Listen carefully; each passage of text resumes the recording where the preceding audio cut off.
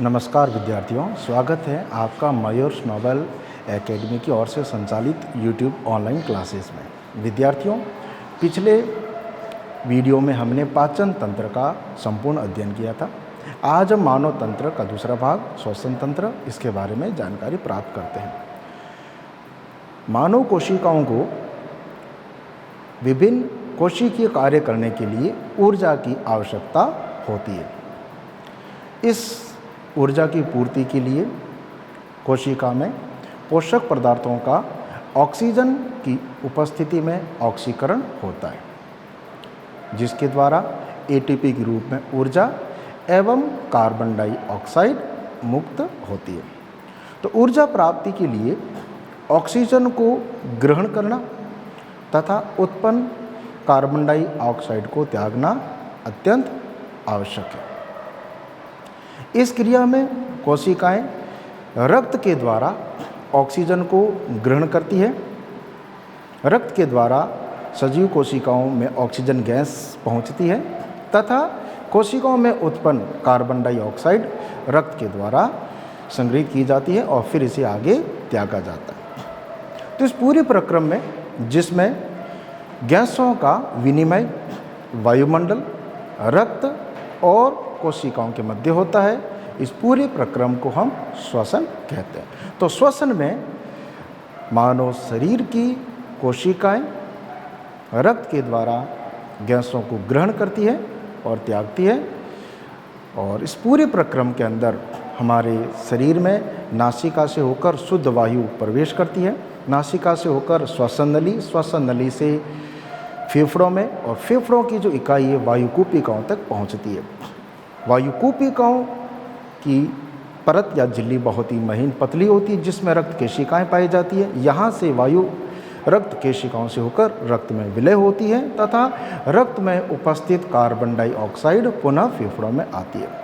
तो इस प्रकार से वह प्रक्रम जिसमें गैसों का विनिमय होता है, गैसों का आदान प्रदान होता है, इस पूरे प्रक्रम को हम श्वसन तंत्र कहते हैं। तो मनुष्य का जो श्वसन तंत्र है, यह 3 भागों में विभाजित कर इसका अध्ययन किया जाता है। पहला होता है ऊपरी श्वसन तंत्र। ऊपरी श्वसन तंत्र जिसमें मुख, नासिका, ग्रसनी और स्वर यंत्र का अध्ययन हम करते हैं। तो ऊपरी श्वसन तंत्र जैसे हम चित्र में देख सकते हैं, जिसमें नासिका, मुख, ग्रसनी और स्वर यंत्र को सम्मिलित किया जाता है। ये भाग होता है ऊपरी श्वसन तंत्र का। इसके बाद आता है निचला श्वसन तंत्र। निचला श्वसन तंत्र जिसमें श्वसन नली, श्वसनिकाएं और फेफड़े सम्मिलित होते हैं। तीसरा भाग होता है श्वसन से जुड़ी मांसपेशियां, जो श्वसन क्रिया को संपादित करने में एक महत्वपूर्ण कार्य करती है। तो श्वसन क्रिया को संपादित करने के लिए 2 प्रकार की विशेष मांसपेशियां होती है, पहली डायफ्राम और दूसरा इंटरकॉस्टल्स मसल्स। तो पहले हम बात करते हैं ऊपरी श्वसन तंत्र की। ऊपरी श्वसन तंत्र में पहला है नासिका। नासिका यह श्वसन तंत्र का प्रमुख भाग है, प्राथमिक भाग कहलाता है। ये श्वसन तंत्र का पहला अंग या प्राथमिक अंग कहलाता है, जो बाहर 2 नासा छिद्रों से खुलता है। नासिका का आंतरिक भाग नोजल कैविटी या नासिका गुहिका कहलाती है। नोजल कैविटी यह एक लंबा नलिकाकार भाग होता है। इस नोजल कैविटी में असंख्य रक्त केशिकाएं, ग्राण ग्रंथियां, श्लेष्म ग्रंथियां और रोम पाए जाते हैं। तो नासिका में पाए जाने वाली संरचना कौन कौन सी है? सबसे पहले रक्त केशिकाएं,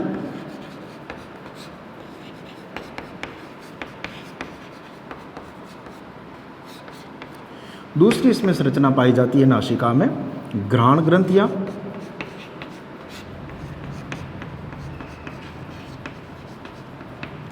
तीसरी इसमें संरचना पाई जाती है श्लेष्म ग्रंथियां,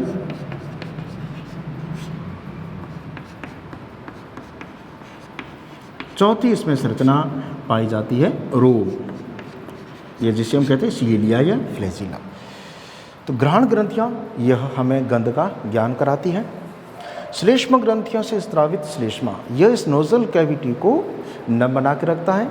अर्थात जो हम वायु श्वसन के जरिए ग्रहण करते हैं उस वायु का तापमान शरीर के तापमान के बराबर बनाए रखने का यह कार्य करती है। तीसरा इसमें पाए जाते हैं रोम, या जिसे हम कहते हैं सीलिया या फ्लैजिला। यह वायु को छानने का कार्य करते हैं। अर्थात जो श्वसन क्रिया के समय हम वायु को ग्रहण करते हैं उस वायु में उपस्थित धूल के कण हैं, पराग कण हैं, कवक, फफूंद इत्यादि को फेफड़ों तक जाने से रोकने का कार्य करती है। अर्थात वायु को यह छान देती है जिससे शुद्ध वायु हमारे फेफड़ों में प्रवेश करती है और ये श्लेष्म ग्रंथियाँ इस गंदगी को चिपका देती हैं ताकि वह गंदगी हमारे आंतरिक श्वसन तंत्र के अंगों तक नहीं पहुँचे। तो ये नासिका। नासिका के बाद अगली संरचना है मुख। मुख यह द्वितीयक श्वसन अंग के तौर पर कार्य करता है। अर्थात हम मुख से भी श्वसन क्रिया कर सकते हैं, लेकिन मुख के द्वारा जब हम श्वसन क्रिया करते हैं तो वायु शुद्ध होकर हमारे फेफड़ों तक नहीं पहुंचती, क्योंकि वायु को शुद्ध करने का कार्य नोजल कैविटी में होता है। मुख में नोजल कैविटी का जैसा कोई कार्य नहीं होता। तीसरा इसमें अंग है वो है ग्रसनी। ग्रसनी यह कीप के आकार की संरचना होती है जिसे हम 3 भागों में बांटते हैं। मुख से जुड़ी ग्रसनी को हम कहते हैं मुख ग्रसनी, जो मुख को ग्रासनली से जोड़ती है, अर्थात भोजन को ग्रासनली में भेजने का कार्य करती है। दूसरी ग्रसनी होती है नासा ग्रसनी। यह अंतनासा छिद्रों से जुड़ी होती है। अंतनासा छिद्र और श्वसन नली को आपस में जोड़ने का कार्य करती है, जो ग्रहण की गई वायु को श्वास नली में भेजने का कार्य करती है। तीसरी है कंठ ग्रसनी। यह ग्रसनी दोनों मुख और नासा ग्रसनियों को जोड़ने का कार्य करती है और इसी कंठ ग्रसनी पर मांसपेशी से बनी एक पल्लेनुमा संरचना पाई जाती है। इस पल्लेनुमा संरचना को हम एपिग्लॉटिस कहते हैं या घाटी ढक्कन कहते हैं। यहाँ पर हम देख सकते हैं इस चित्र में ये जो संरचना है ये संरचना होती है एपिग्लॉटिस। यह एपिग्लॉटिस भोजन को निगलते समय श्वास नली को कुछ क्षण के लिए बंद कर देता है ताकि निगला गया भोजन श्वास नली में नहीं पहुँचे। यह निगला गया भोजन सीधा ही इस ग्रास नली से होकर आमाशय में पहुँचे। अब हम बात करते हैं अगली संरचना, वो है स्वर यंत्र या लैरिक्स। लैरिक्स क्या है? लैरिक्स यह वो संरचना होती है जो श्वसन नली को ग्रसनी से जोड़ती है। यह उपास्थि 9 प्रकार की उपास्थियों से बनी एक छल्लेनुमा संरचना है जिसमें 9 प्रकार की उपास्थियाँ पाई जाती हैं। इसी स्वर यंत्र में स्वर रज्जु हम कह सकते हैं, श्लेष्म रज्जु पाए जाते हैं जिसे स्वर रज्जु भी हम कहते हैं। तो स्वर यंत्र में 9 उपास्थियाँ पाई जाती हैं। 9 उपास्थियों से मिलकर बनी यह संरचना होती है और जिसमें पाए जाते हैं स्वर रज्जु। ये स्वर रज्जु जो है श्लेष्मा से मिलकर बने होते हैं, श्लेष्मा रज्जु जिसे हम कहते हैं, और जिसमें हवा गुजरने से कंपन होता है। यह कंपन ही आगे ध्वनि का कारण बनता है, इसी से ध्वनि उत्पन्न होती है। स्वर रज्जु में से जब वायु गुजरती है, प्रवेश करती है, तो इनमें कंपन और इसी कंपन के द्वारा ध्वनि उत्पन्न होती है। तो ये संरचना हमने समझी ऊपरी श्वसन तंत्र की संरचना, जिसके अंदर हमने नासिका, मुख, ग्रसनी और स्वर यंत्र के बारे में अध्ययन किया। अब हम देखते हैं आगे निचला श्वसन तंत्र।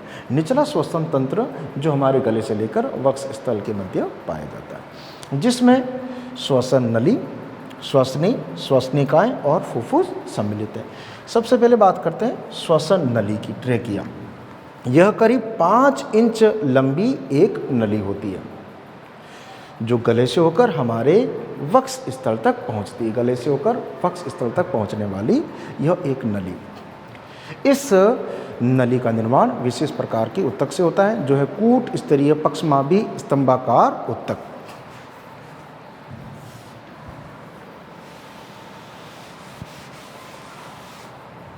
इसका जो निर्माण है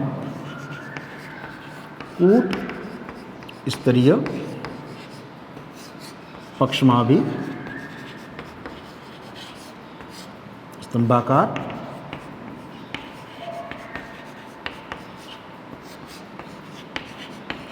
उपकला उत्तक।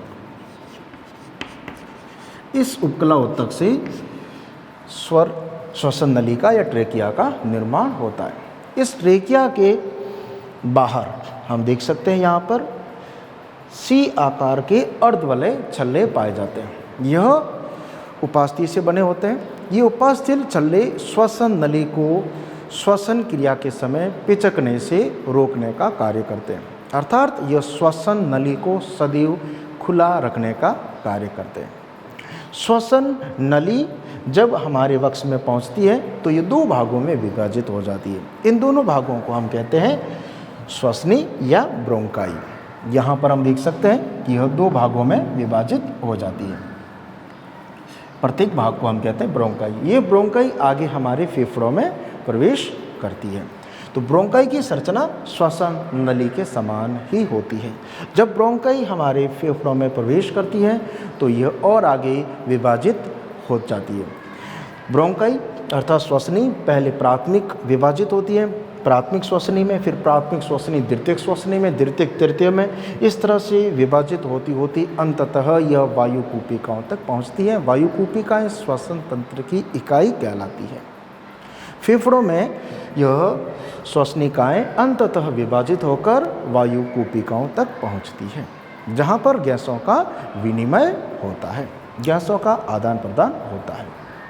अब बात करते हैं फुफ्फुस के बारे में, जिसे हम कहते हैं लंग्स। यह हमारे श्वसन तंत्र के सबसे प्रमुख अंग कहलाते हैं। इनकी संरचना को देखें तो ये हमारे वक्ष स्थल में पसलियों से बने पंजर में सुरक्षित रहते हैं। फेफड़े संख्या में एक जोड़ी होते हैं, डायफ्राम पर ये स्थित होते हैं।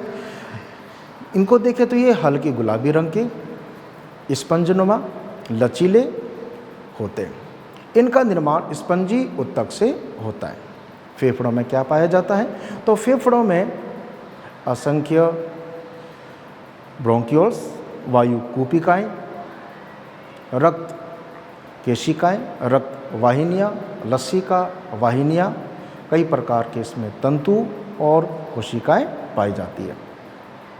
फेफड़ों के बाहर एक आवरण पाया जाता है जिसे हम फुफ्फुस आवरण कहते हैं, जो फेफड़ों को बाहरी आघातों से सुरक्षित करता है। स्त्रियों की अपेक्षा पुरुषों के फेफड़े ये वजन में भारी होते हैं। फेफड़ों को जब हम देखें तो प्रत्येक फेफड़ा आगे दो अलग अलग खंडों में विभाजित होता है। बायां जो फेफड़ा होता है हमारा, इसमें दो खंड पाए जाते हैं, जबकि दाएं फेफड़े में तीन खंड पाए जाते हैं। दायां जो फेफड़ा होता है यह थोड़ा बड़ा होता है और चौड़ा होता है, जबकि बायां फेफड़ा यह छोटा होता है। फेफड़ों की आंतरिक संरचना में असंख्य वायु कूपिकाएं पाई जाती हैं। इनकी संख्या करीब 30 मिलियन के बराबर होती है। वायु कूपिकाएं श्वसन तंत्र की इकाई कहलाती है, जहां पर गैसों का विनिमय होता है। वायु कूपिकाओं की झिल्ली का निर्माण सल की उपकला उत्तक से होता है। ये पतली उपकला उत्तक होती है। ये पतली एक झिल्ली होती है जिससे रुधिर वाहिनियाँ जुड़ी होती है। रुधिर वाहिनियों में रुधिर हमेशा प्रवाहित होता रहता है और विसरण क्रिया के द्वारा वायु कूपिकाओं में उपस्थित वायु रुधिर में प्रवेश करती है तथा रुधिर में उपस्थित कार्बन डाइऑक्साइड व फेफड़ों में वापस जमा होता है। अब हम देखते हैं अगली संरचना, वो है श्वसन मांसपेशियाँ। फेफड़ों में हवा को भरने और वापस बाहर निकालने का कार्य इन मांसपेशियों के समन्वय से होता है। यहाँ पर दो प्रकार की मांसपेशियाँ हैं। पहली मांसपेशियाँ डायफ्राम, यह कंकाली मांसपेशी से बनी एक चादर की नुमा संरचना होती है जिस पर हमारे फेफड़े स्थित होते हैं। यहाँ हम चित्र में देख सकते हैं चार्ट के अंदर, ये जो हमें संरचना दिखाई दे रही है गहरे लाल रंग की संरचना, ये संरचना है डायफ्राम, जिस पर हमारे ये हल्की गुलाबी रंग के फेफड़े स्थित होते हैं। डायफ्राम में जब संकुचन होता है तो नाक से होकर वायु हमारे फेफड़ों में प्रवेश करती है और जब इसमें शीतलन होता है तो फेफड़ों से हवा वापस बाहर वायुमंडल में चली जाती है। दूसरी पेशियाँ वो है इंटरकॉस्टल मसल्स, अंतःप्रशुक पेशियाँ। यह पेशियाँ पसलियों से जुड़ी होती है जो पसलियों के आकार को बढ़ाने और घटाने का कार्य करती है। तो ये हमने इसमें अंग देखे। अब हम बात करें कि हमारे श्वसन तंत्र का क्रिया विज्ञान किस प्रकार से हम हवा को ग्रहण करते हैं। तो जब हम हवा को शरीर में फेफड़ों में ग्रहण करते हैं इसे हम श्वासोच्छ्वास या हम श्वसन क्रिया कह सकते हैं, ब्रीथिंग कह सकते हैं, सांस लेना कह सकते हैं। तो जब श्वास लेते हैं तो इसको हम 2 चरणों में बांटते हैं। उच्च श्वसन जिसमें हम श्वास को भीतर भरते हैं, दूसरा होता है निश्वसन जिसमें हम वापस श्वास को बाहर निकालते हैं। तो जब हम श्वास को अंदर भरते हैं उच्च श्वसन में क्या होता है, तो उस श्वसन में कुछ प्रमुख क्रियाएं होती हैं। सबसे पहली क्रिया होती है कि इंटरकॉस्टल मसल्स, यह पसलियों के आकार को बढ़ाती हैं, पसलियों को ये फैलाती है। डायफ्राम ये नीचे की ओर जाता है, संकुचित होता है, जिससे फेफड़ों का आकार बढ़ जाता है। फेफड़ों का आकार बढ़ने से फेफड़ों का वायुदाब वह घट जाता है और हवा हमेशा उच्च दाब से निम्न दाब की तरफ प्रवेश करती है, गमन करती है। तो जब फेफड़ों का वायुदाब कम होता है तो नासिका से होकर वायु हमारे फेफड़ों में प्रवेश करती है। फेफड़ों में वायु तब तक प्रवेश करेगी जब तक कि वायुमंडल और फेफड़ों के दाब का मान समान नहीं होता। जब दोनों का मान समान हो जाता है तो उससे आगे फिर हवा प्रवेश नहीं करती। इस क्रिया को हम उच्च श्वसन कहते हैं। इस क्रिया के बाद में जैसे ही हवा हमारे फेफड़ों में प्रवेश करती है तो इसके बाद आगे रक्त में इस ऑक्सीजन का विलय होता है। उससे पहले हम देखें निश्वसन क्रिया, जिसमें क्या होता है, तो निश्वसन क्रिया में वापस सारी क्रियाएं विपरीत होगी। इंटरकॉस्टल मसल्स अपनी सामान्य स्थिति में आती है, डायफ्राम अपनी सामान्य स्थिति की तरफ लौटता है, जिससे फेफड़ों का आयतन घटता है और आयतन घटने से इसके अंदर का वायु दाब बढ़ता है। वायु दाब बढ़ने से हवा उच्च दाब से निम्न दाब की तरफ जाती है, अर्थात फेफड़ों से होकर हमारे श्वसन नली से निकलकर वापस नाक से इस वायुमंडल में चली जाती है। यह क्रिया कहलाती है ब्रीथिंग या सांस लेना। इसके बाद हम बात करें कि जो श्वसन है, इसे हम आगे जब हमारे रक्त में ऑक्सीजन का प्रवेश जो होता है इसे हम 2 भागों में बांटते हैं, अंतःश्वसन, बहिश्वसन और अंतःश्वसन। बहिश्वसन में क्या होता है कि वायु कूपिकाओं में भरी वायु और रक्त के मध्य गैसों का विनिमय होता है। वायु कूपिकाओं में भरी वायु और रक्त के मध्य आंशिक दाब के अंतर से गैसों का विनिमय होता है। इसे हम कहते हैं बाह्य श्वसन, जिससे हवा वायु कूपिकाओं से रक्त में प्रवेश करती है। रक्त इस ऑक्सीजन को शरीर के विभिन्न अंगों की कोशिकाओं तक पहुंचाता है। तो कोशिकाओं तक जब ये रक्त पहुंचता है तो कोशिकाओं और रक्त और कोशिकाओं के मध्य विसरण क्रिया के द्वारा रक्त में उपस्थित ऑक्सीजन कोशिकाओं में चली जाती है और कोशिकाओं में उपस्थित कार्बन डाइऑक्साइड वह रक्त में आती है। यह क्रिया विसरण द्वारा होती है, जिसे हम कहते हैं अंतःश्वसन। रक्त से कोशिका में जब ऑक्सीजन पहुंच जाती है तो अब यहाँ पर कोशिकाएं भोजन का अर्थात ग्लूकोज का ऑक्सीजन की उपस्थिति में ऑक्सीकरण करती हैं और जिसके फलस्वरूप एटीपी ग्रुप में एडेनोसिन ट्राइफॉस्फेट के रूप में ऊर्जा उत्पन्न होती है। जिसका यदि हम रासायनिक समीकरण देखें, कोशिकाओं में श्वसन क्रिया कैसे होगी, कोशिकाओं तक अब ऑक्सीजन पहुंच चुकी है। अब ये कोशिकाएं इस ऑक्सीजन का आगे क्या करती हैं, तो जैसे ही कोशिका में ऑक्सीजन पहुंचेगी तो कोशिका में मौजूद पोषक पदार्थ अर्थात ग्लूकोज, जिसे हम जैविक ईंधन कहते हैं, यह ऑक्सीजन की उपस्थिति में इसका ऑक्सीकरण होगा अर्थात इसका अपघटन होगा और अपघटन के फलस्वरूप उत्पन्न होगी कार्बन डाइऑक्साइड गैस, जलवाष्प और एडेनोसिन ट्राइफॉस्फेट एटीपी। यहाँ पर 38 अणु एटीपी एडेनोसिन ट्राइफॉस्फेट के रूप में उत्पन्न होते हैं। अब ये जो क्रिया होती है यह क्रिया माइटोकॉन्ड्रिया में संपन्न होती है। कोशिका के जीव द्रव्य में पहले होती है और जीव द्रव्य के बाद यह क्रिया होती है माइटोकॉन्ड्रिया में, जिसे हम कहते हैं कोशिका का शक्तिग्रह। तो जिसके जरिए एडेनोसिन ट्राइफॉस्फेट के रूप में ऊर्जा उत्पन्न होती है और इसी ऊर्जा के द्वारा कोशिकाएं अपनी विभिन्न प्रकार की जो जैविक क्रिया होती है वह संपूर्ण करती है। धन्यवाद।